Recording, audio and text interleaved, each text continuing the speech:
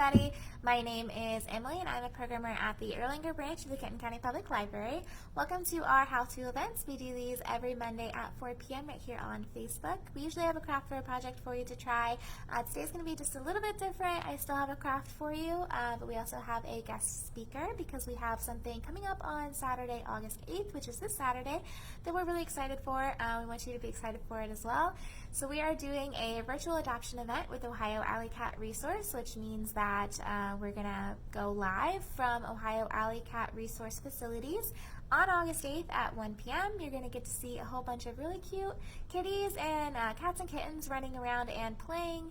We're going to speak with some OR staff and learn about the adoption process, volunteer opportunities, the TNR program, low-cost spay and neuter clinic, and just overall everything that OR is doing for the rescue community, which is a lot.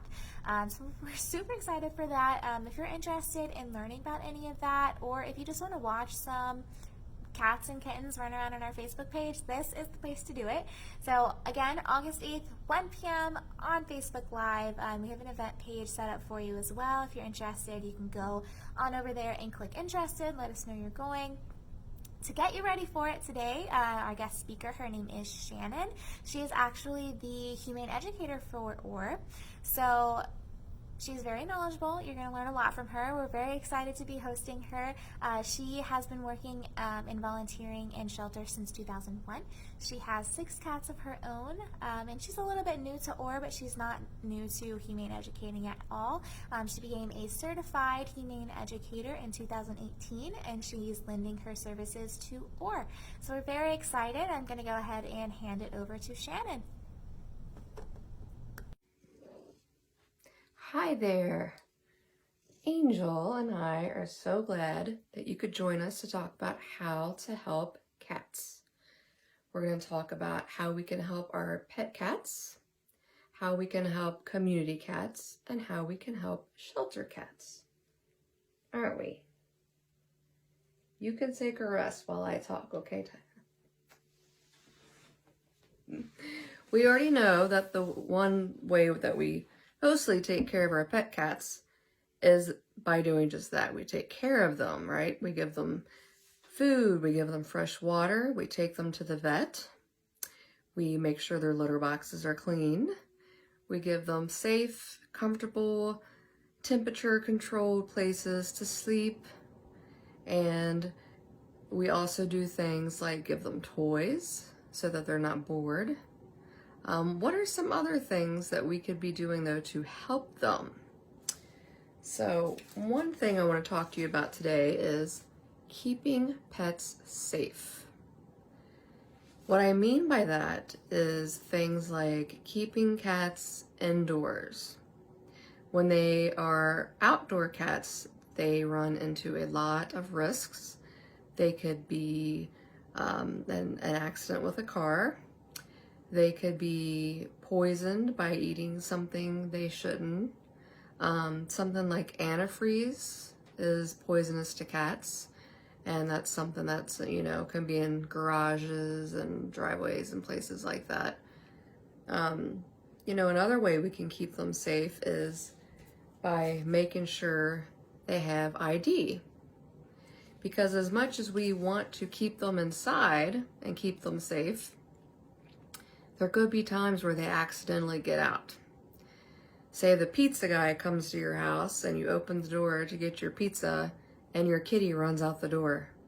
Then what are you gonna do? Well, you can do things like, go look for the kitty, of course. You can put up signs saying that you have a lost kitty, but something that would really help, even if you did those things, was if your cat was wearing a collar. A safety one that breaks away easily with a little charm that has their name and the owner's phone number. So that way, if someone finds your kitty, they'll see, oh, that cat has a collar on, so that cat isn't just a stray neighborhood cat. That cat actually belongs to someone. Let's call them and tell them we found their cat. And another way you can keep them identified is through something called a microchip. A microchip is probably the size of a grain of rice, and it's like a little computer chip. It gets injected under their skin. They can't feel it, they don't know it's there. But it's pretty neat because if you take the cat with a microchip to a vet's or some shelters that have a special scanner, if they scan over, Angel's helping, if they scan over the area where the microchip gets put in, then they can tell all kinds of information about your cat. And they can get your phone number and call you and say, hey, we have your cat. So that's another way to keep them safe. And, you know, I know some people think that cats should be able to go outside.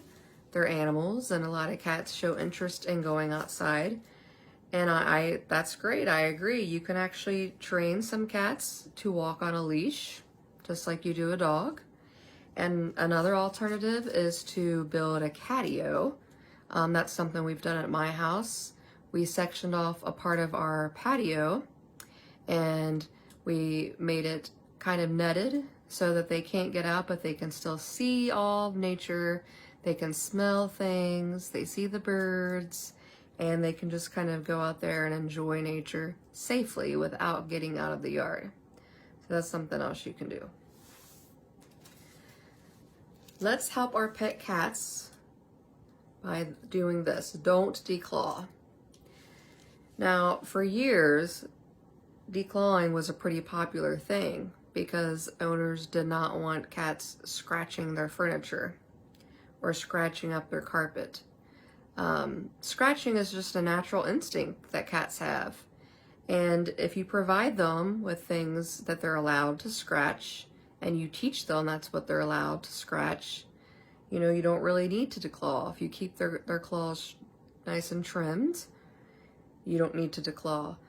Why I say let's help them by not declawing them is because something that a lot of people don't realize is that declawing a cat is actually amputating the very top part of their little toes. I think a lot of people imagine that it was literally just taking the nails out, but that's not the case. The vet has to actually break the top bone of their paw, and it can cause problems down the road. When they're older, it can cause some mobility issues, and when they're younger, it can even cause some behavioral issues. So don't declaw. And my favorite thing that I want to tell you about helping our cats at home is to be kind. And what do I mean by that? Well, we're kind by taking care of them already, right? We're kind by keeping them safe. Are we kind, though, by remembering that they have feelings, just like people do? That's really important. Are we kind by remembering that they want love, just like people do? They want to not be bored, just like people do. There's all kinds of ways you can find like tricks to teach your cats, which is fun for them. You can get a magazine like this called Catster. This whole issue is about doing things to have fun with your cats. There's all kinds of things you can buy, towers you can get for them to climb, just different toys and all kinds of ways to help them stay mentally stimulated. And the other thing about remembering that they have feelings is to remember to respect their feelings. So, how do we know if a cat is in the mood to be pet? Say you really want to pet your cat. If you go up to your cat and your cat looks like this, then go ahead and pet your kitty. Tail's up, the tip's a little curved, the ears are forward, the whiskers are relaxed. That's a happy cat. Something that's important to remember about cats is if they're wagging their tail, they're not happy, like with dogs. It actually means they're irritated, and petting them wouldn't be a good idea at the moment. So just, getting to know your cat and respecting their wishes is part of being kind. Okay, we're going to talk about community cats right now. And you might be wondering, what do you mean by community cats? Well, there are two different kinds. There's strays and there's feral cats. A stray cat is a cat that maybe got lost from their home or was abandoned. But a stray cat can be a friendly cat. They have been around people before. They might even be friendly enough to come right up to you and be pet. Whereas a feral cat is a cat who has not been socialized. So this is a cat who has not really been around people, and typically you can't just go up and pet a feral cat or try to pick it up. They're almost like, a wild cat would be. So those are community cats. They live outside, they don't have homes, and they're strays or they're ferals. How can we help them? There's a few ways. The first thing is providing them with food and water. There's several volunteers that I know in my neighborhood area go out and they have a scheduled time where they go out and they feed the community cats and leave fresh water. And they always make sure they pick up any leftover food so that it doesn't attract raccoons or, any other types of animals.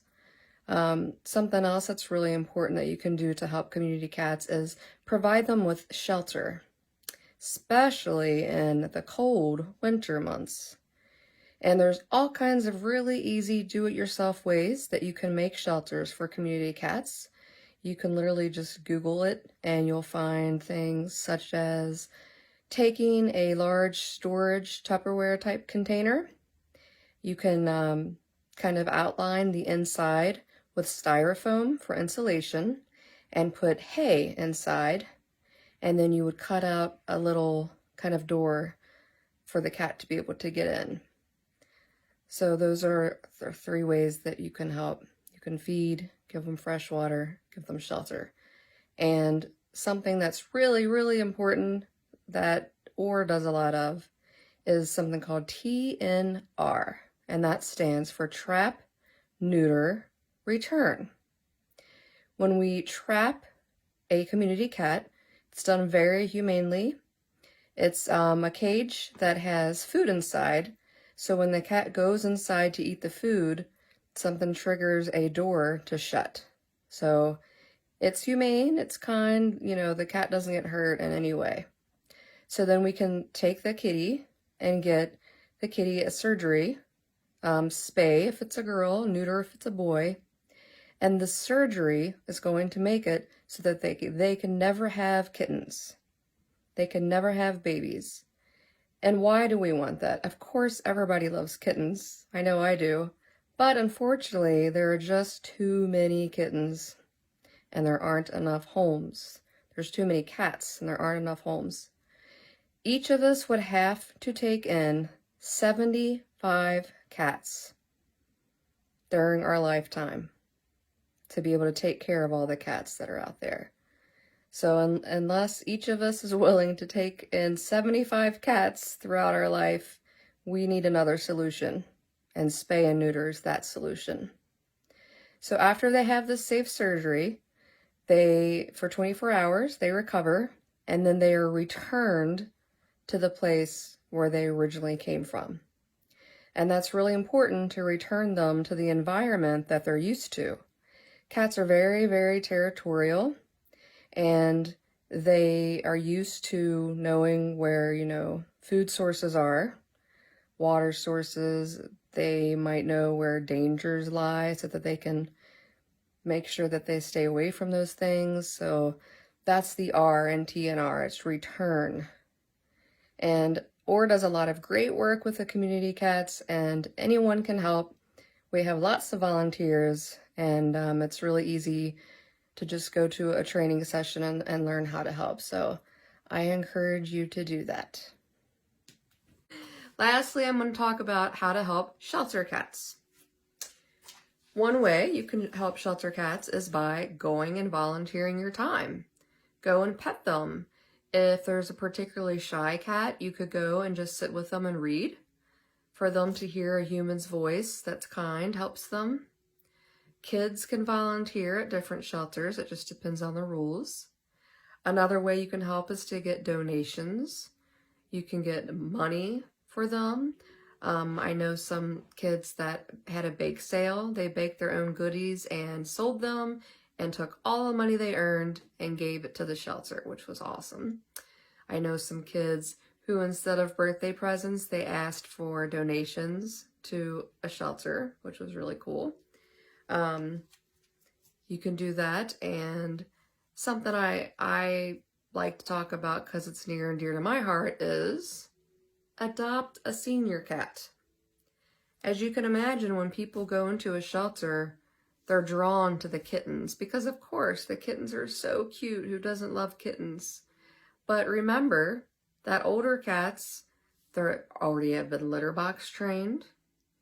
They already know not to scratch what they shouldn't. Their personality is already set. You know what you're getting. And they make just as wonderful of pets as kittens do. As a matter of fact, my very best friend, Tiger Lily, was an adult cat when I adopted her. And it was the best decision I made. Right? Angel agrees, see? And then something else you can do that's fun is you can use things around your home to make toys for the shelter cats. And Miss Emily is going to show you how to do that now. Thank you so much for joining me, and thank you for going out and helping cats of all kinds. All right, hi again. Thank you, Shannon, so much for all of your knowledge and information on this topic. We really appreciate you, or appreciates you, and I'm so excited we were able to host you today. So to bounce off of everything that Shannon just taught you, we're going to learn how to do a few crafts to benefit the cats in your life, whether it is your own cats, community cats, shelter cats. These are great. They're very low cost, made out of recycled materials you probably have at home already, so they're going to cost little to nothing. You can make these for your own cats, or if you have a lot of these supplies at home, I encourage you to make a whole bunch and donate them to your local shelter. They would be very appreciative. The cats would love you, and then you get to watch them play with them. It's very rewarding.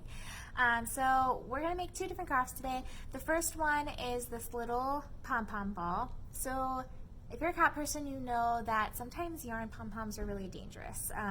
There are cats out there that love to eat string. I have a few cats that will just completely obliterate a yarn ball and eat the yarn, which is so bad. So I can't give any of my cats yarn pom-pom balls. So this is a great alternative. And for shelter cats that, you might not know their personalities, you might not know how they play or how they're going to treat a yarn ball, or they're just not going to get as much supervision as a cat in a house. These are perfect. This is made out of felt. You can also use fleece. You can use really any fabric you have on hand. If you have an old t-shirt you want to get rid of, you can cut it up and it works just the same.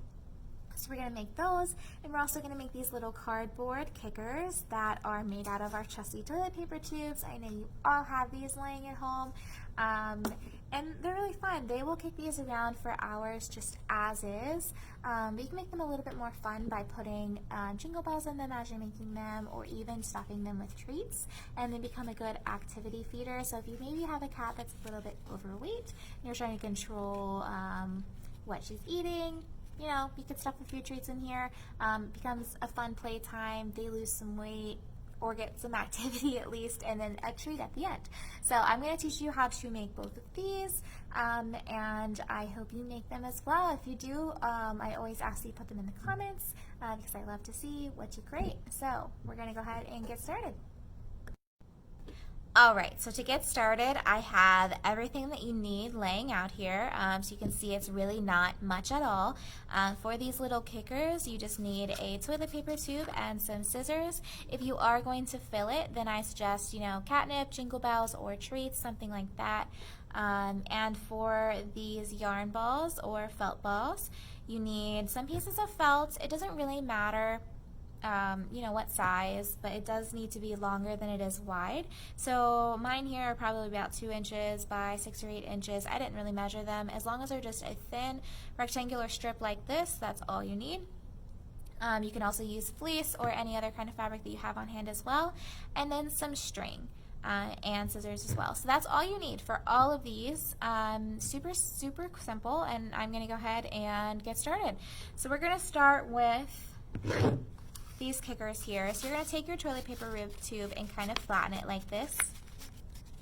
And then you're just going to cut 5 strips out of it and put them together. And I'll show you exactly how to do that.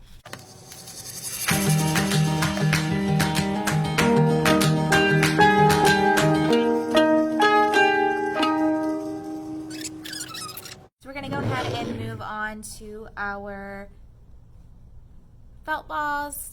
And you need to take your felt and fold it in half long ways. So as they say when you're a kid, just like a hot dog. So it looks like this, a long strip of fabric. And you're going to cut strips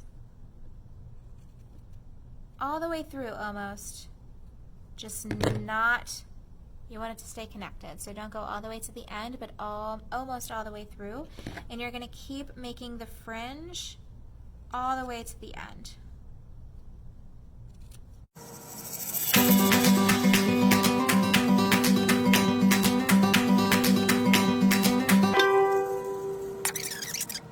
So it looks like this piece of fringed fabric, and you're going to start and just roll it into a ball. So start from one end and roll all the way up.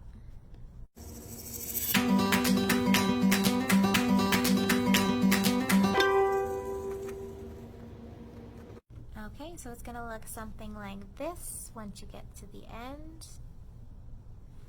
And you're going to take your twine or string, whatever you have handy, and just wrap it around the center and tie it in a tight double knot.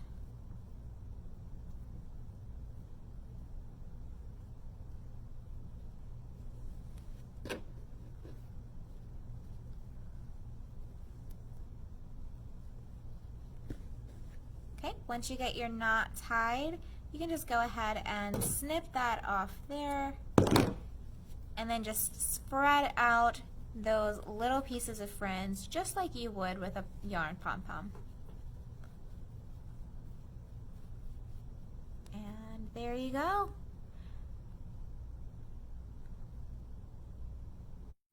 All right, I hope you guys enjoyed this craft and learning everything that you could from Shannon. If you do make these, please post a picture in the comments, especially if it's a picture of your cats playing with them. We would all love to see that. And again, don't forget to tune in Saturday, August 8th at 1 p.m. To see some really cool cats, meet our staff, and just have fun with us. So thanks for tuning in.